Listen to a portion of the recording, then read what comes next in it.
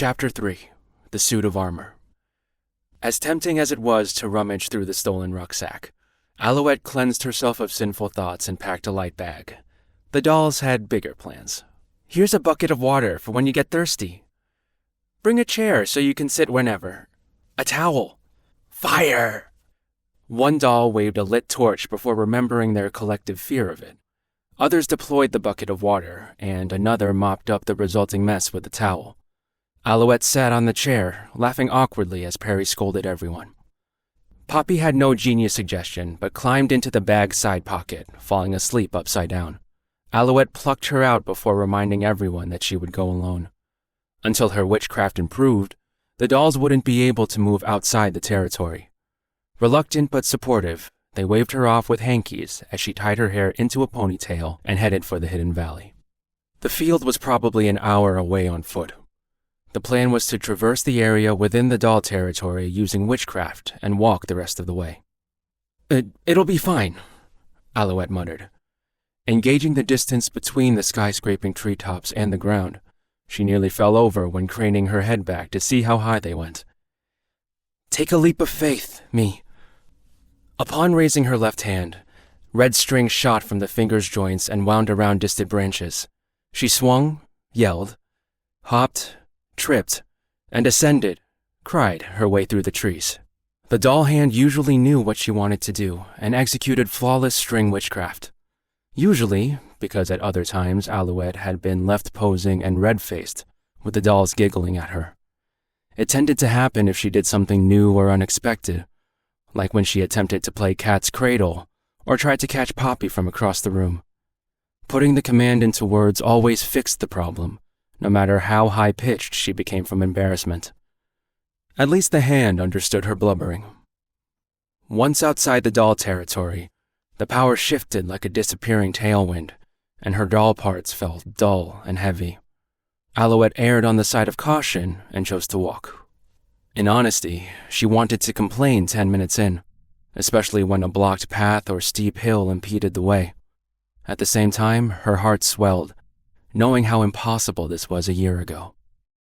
Rallying her spirit after a generous rest, our Alouette strode, feeling like a million gold notes. The upcoming uneven trail didn't bother her. She would have to either climb down the ledge or go around like a reasonable person, or jump down. The zest in her step would surely propel her forward and secure the landing. Even if she slipped, the doll strings would catch her. With a running start and a dazzling smile, she took a splendid leap of faith. And in her defense, it looked like a small ledge. From that angle, there was no way you could have known about the cavern in the side. And the bear that napped sticking out of it. Alouette's soul rammed into the crown of its head, the one time she decided to focus forward instead of drilling a hole into the ground with her eyes. With horror flooding her face, she botched the landing and rolled into the grass. The snow-white bear grunted and puffed through its equally colorless nose. Emerging from the cave, it stood on its hind legs, towering over her. It seemed to be taking the kick well, staring and waiting for Alouette to explain herself. I'm sorry, it was an accident, she cried and scrambled away. The bear didn't give chase or even roar, but Alouette ran enough that she wondered if being mauled was any worse than the exercise she was getting. Once the answer was definitively yes, she wheezed and crumpled onto the ground. She didn't get the closest look, but felt it wasn't a polar bear, which were much bigger. Alouette made a face. So she saw a few photos and diagrams in a book, and now she was a bear expert. Putting herself in her place, she got up after an extra generous break and marched onward. Soon enough, the goal awaited just past a few hills. Finally, she would have a beautiful field of flowers to admire as the culmination of her efforts. First tying strings to a tree trunk as a safety measure, she ran to the valley's ledge. Her excitement didn't last long. Shock and quiet acceptance overtook her features. Sure enough, the white flower field was still there, almost 300 years after cartography had drawn the map. But with them, shards of broken armor and weapons pierced this valley 3 years after the witch hunt war's end. A battle had granted the land war scars, Thinner patches of flowers and grass grew over them as if healing its wounds. Vines grew around bundles of clothes and armor, indiscriminate of who wore them. Trees and thickets blanketed this eerie yet serene pit, as if enclosing a tomb. Nausea rose at the thought of finding human remains. Though no scent lingered in the air, the valley reeked of something dreadful to her, like the locked cabinet in the workshop. In any case, should we go down? She had planned to pick a flower as a trophy, but that was trivial now. The war had reached even this forest, far from the border. These soldiers were never found because it was so far away. Still standing at the cliff, Alouette spotted collapsed tents and other evidence of a campsite too small for an army.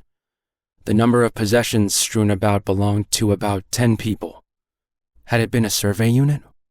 Maybe it was morbid curiosity, or that scent that now pressed against her head, but she chose to descend the steep walls. Finding her footing on the grassy ground, she walked forward with her hands folded. All remained silent, save for the soft crunch of the foliage beneath her shoes. Alouette didn't dare poke around, but glanced every time she passed what might have been a person. Animals had picked away at the hills of bone years ago. Under the bits that remained sat dark, gritty granules that didn't belong to the surrounding soil. One witch's staff still had the dry hand of its wielder gripping it. Everything else was gone. Alouette wondered if she should pray or make some kind of gesture instead of gawking around. Her fate would have been the same if Perry and the others hadn't saved her. She looked up, but couldn't see much of the sky or Sol constellation past the canopies. White bellflowers grew in full clusters at the center of the field, where a ray of light shone from overhead. The sight's beauty captivated her, even as all she thought about was going home. Alouette walked forward, not knowing what compelled her to. Not until she saw him. Among the flowers lay a silver suit of armor in an unceremonious pile. A tattered blue scarf hanging from the collar guard fluttered between the helmet and the breastplate. Frayed leather straps connected the hip guards to the breastplate, with no other lower armor besides worn brown boots. Curiously, one piece remained pristine, the bushy, light blue feather atop the helmet. The plumage arched in the sunlight and swayed in the breeze, as if alive. Her soul sparkled in resonance, like a candle being lit. Though his body had returned to dust, the owner of the armor still lived as the armor. How did she know it was a him? How could she tell any of this? Alouette grimaced, holding her head with the doll hand. The cool, smooth touch of the wooden fingers almost seemed to be comforting her. Maybe this suit of armor counts as a kind of doll. Witches typically had some affinity with areas adjacent to their dominion. If she were to claim this pile of armor as a doll, it could be one. That's how things made sense. Hello? Are you alive? No answer. She called out again and hoped. Nothing. Was it just her imagination? Was she so desperate for human interaction that she started talking to a heap of junk? Alouette sighed and sat in the flowers. After pinching both cheeks to check her sanity, she took out her canteen for a water break. She looked back down at the armor, strangely comfortable around it. Which side had this person fought on? His armor was the first of its kind that she had seen, not matching the mass-produced soldier plates from Holy Domino. Looking closer, runes were etched into the hidden nooks of the underside. Had he been a knight or steel witch then? The independent forces of Witch Domino lacked a uniform, so there was no clear answer. It was a shame that such beautiful armor had been left here for so long. Remembering her desire to make a respectful gesture, she had an idea. Alouette drew a sewing kit and hand towel from her bag. Rolling her sleeves and dampening the towel with water from the canteen, she began wiping muck off the armor. Some pieces half buried in the dirt had to be pulled out, shining once polished. Next came spreading out the blue scarf to patch up its tears. The ends remained frayed, but that was the charm. Alouette laid the set of armor atop the bed of flowers and smiled in satisfaction. With some care, the suit looked brand new at the expense of her spotless clothes. She couldn't do anything about his boots without a leather needle, but in their state, it would be better to make new ones altogether. Not that she'd return. Without a reason to, it'd be disrespectful. Alouette gazed at what she thought to be just armor one more time as the flowers swayed against her knees. "Goodbye," she murmured, letting go of her hopes. She stood, and her legs wobbled and buckled back into the awkward position they had been in all afternoon. Her balance went forfeit, and she began falling face first toward a muddy puddle, made muddier after wringing her towel out in it. Was she being punished for touching a dead person's armor? Well, she was already dirty, so what was a whole puddle? She could just walk home caked in mud, Alouette coped in her thoughts. For someone with poor reflexes, she certainly could think a lot in a split second. Resigning to her fate, she shut her eyes and mouth for a sloshy impact, but a metallic clangor rang instead. Someone caught her. With a gasp, her eyes sprang open, meeting with the gleaming silver suit of armor. He lacked a body, but the pieces floated as if donning an incorporeal one. White petals and his blue scarf whirled in the wind, stirred by the dive to catch her. Stunned, Alouette raised her hand, stuck it inside his empty helmet, and waved around. Both of them flinched back. "You're alive," she squawked. Not exactly, but anyone would have thought the same. His head rose to the surroundings before staring down at his gauntlets and the other pieces in disbelief. The last thing he noticed was his helmet. He patted it, surprised that it was there at all. Watching him reminded Alouette of her own awakening 1 year ago. "Hey, she stammered. "I don't know what happened, but if you need some help." Unable to speak, the helmet shook from side to side. A plaited finger pointed at the flower bed. "You plan on staying here?" He nodded, staring at what had been his grave for years. Taking a moment before returning his attention to Alouette, he gestured to her doll leg. Was he curious? Concerned? Despite having cleaned the armor for a good portion of the day, she didn't expect him to be this big. Tall even for a man, he stood without slouching, yet lacked a strong presence. His manner was polite, but not distinguished like a noble's or disciplined like a hardened soldier's. Save for not having a body, anyone's first impression of him would be that he was wholly normal. "I'm fine. I can walk." He pointed at her bag and made a motion like drinking from a cup. "Are you thirsty?" "Oh, the canteen. It's empty. What about it?" Exactly. She had used all the water to clean his armor. "Home is just an hour away. I have witchcraft to help me travel." A witch. The suit of armor paused and took a good look at her, now noticing the dominion mark on her doll hand. He faced away and slouched, guilty about leaving her, but reluctant to get involved. Finally, he knelt and gestured to his back. Alouette blinked. "Do you mean you'll carry me home?" When he confirmed, her cheeks reddened. She was probably an adult, albeit on the short side. Was it acceptable to ride on a stranger's back? But the trip was tiring, and the cleaning had been hard work. Maybe just this once? Giving her thanks, Alouette climbed behind him for a piggyback ride. Or she would have. She had no idea what to hold on to. Would he fall apart if she put weight on him? With so many gaps in his armor, she imagined herself slipping through. His helmet turned back to ask what the problem was. As she blubbered out something incoherent, he disregarded it and picked her up. Although his elbows were missing, the gentle grip of his gauntlets was enough to keep her secure on his back. A smile soon replaced her surprise as she held on to the cool metal. It must have been ages since her last piggyback ride. Had there been someone in her life who did this for her during her childhood? What was she like as a child anyway? The simple act of being carried stirred far-off memories in the girl's heart. She almost remembered the freezing blizzards and radiant prismatic daylight of her first home. Once the suit of armor began scaling the side of the valley with her trail of strings, she snapped back to reality. Since his hands were busy holding the rope, she had to focus on not falling off his back. "By the way, my name is Alouette. What's yours?" Right as they were halfway up the cliff, his helmet whipped back and stared as if she had ordered him to sing. She gawked at him, equally confused, until she remembered she was a witch. "Oh, my name is supposed to be a secret. Sorry, it's just that everyone calls me Alouette, so—" A gust of wind jostled them midair, their legs kicking for land. Frantic and wondering what he'd gotten himself into, the suit of armor clutched Alouette with one arm as multiple strings shot from the doll hand. The threads fastened them together, assuring her safety. She sighed in relief, and her new acquaintance would have too.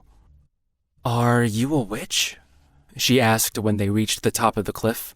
He shook his head. "Oh, then what's your name?" Intending not to meet again after repaying the favor, he didn't answer. Alouette's heart ached, but she understood.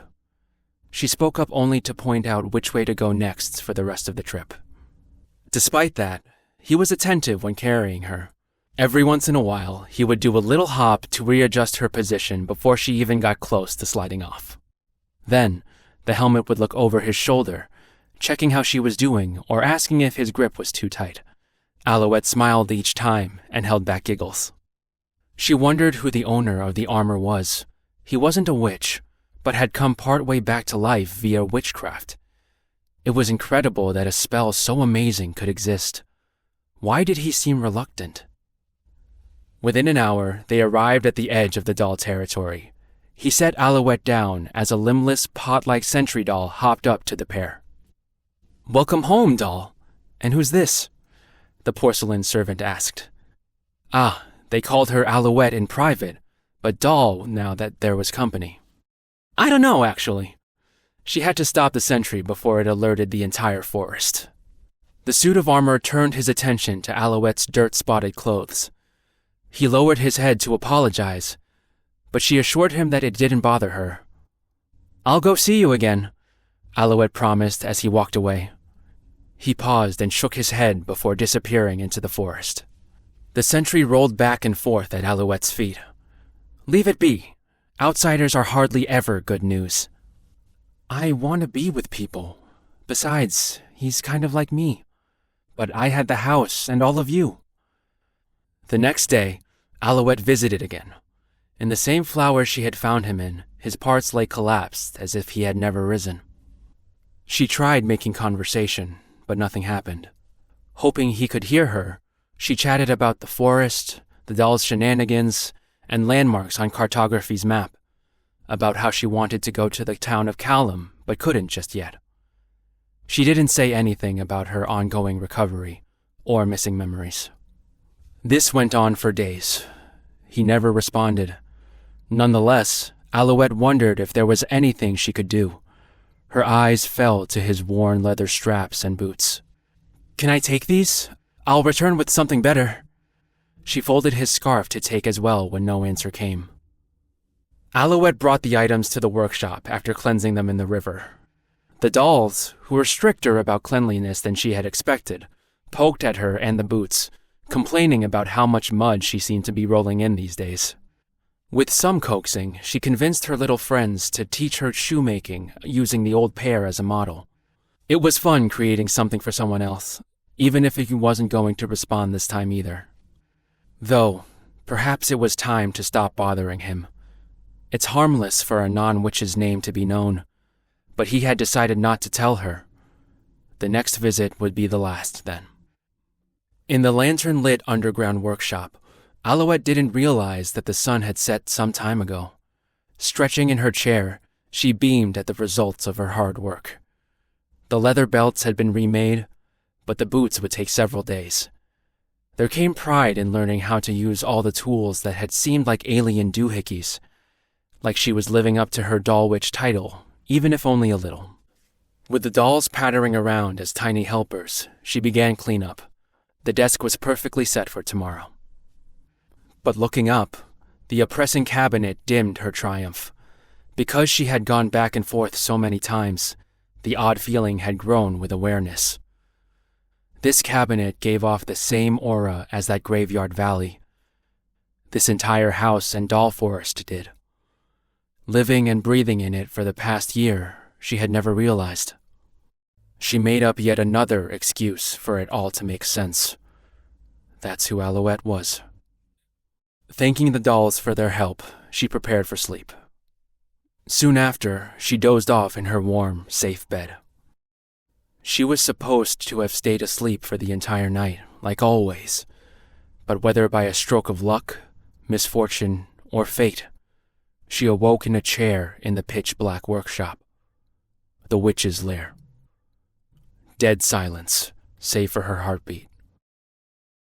Her head hanging low, she blinked and gathered her wits through her drowsiness. At first, she thought it was a dream, but recognized the woody smell of the room. She distinguished the bleary shadows at eye level as the workshop desk, tools, and drawers.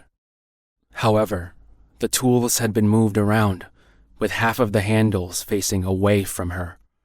Not to mention, she still wore her pajamas. What was she doing here? Alouette raised her head, expecting to see the face of the locked cabinet. Instead, a gaping abyss met her. The doors had folded open to the sides. That much she could tell by the silhouette. However, no matter how much her eyes adjusted, she couldn't see into the darkness of what awaited beyond those doors. Something from inside was staring at her.